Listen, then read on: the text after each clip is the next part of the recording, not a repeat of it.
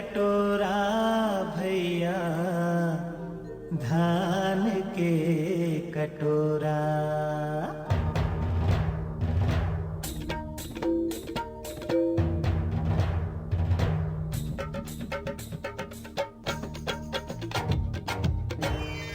छत्तीसगढ़ ला कहते भैया, छत्तीसगढ़ ला कहते भैया धान के कटोरा, भैया धान के कटोरा। मोर लक्ष्मी दाई के कोरा भैया धान के कटोरा, भैया धान के कटोरा। छत्तीसगढ़ ला कहते भैया हो।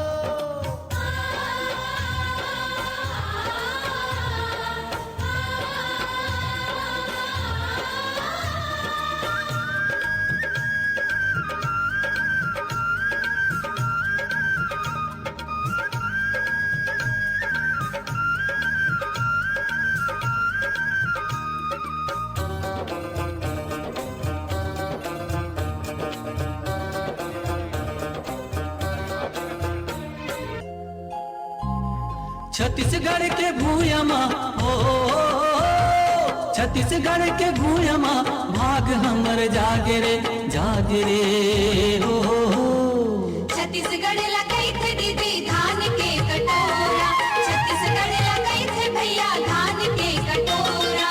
छत्तीसगढ़ के भूयमा हो, छत्तीसगढ़ के भूयमा भाग हमर जागे रे हो। छत्तीसगढ़ ला कहते दीदी धान के कटोरा, छत्तीसगढ़ ला कहते भैया धान के कटोरा।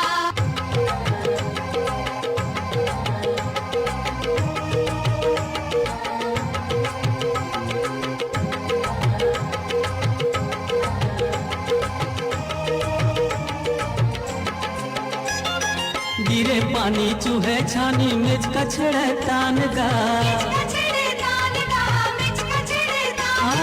आगे अषाढ़ हो गे बावत मगन है किसान गा।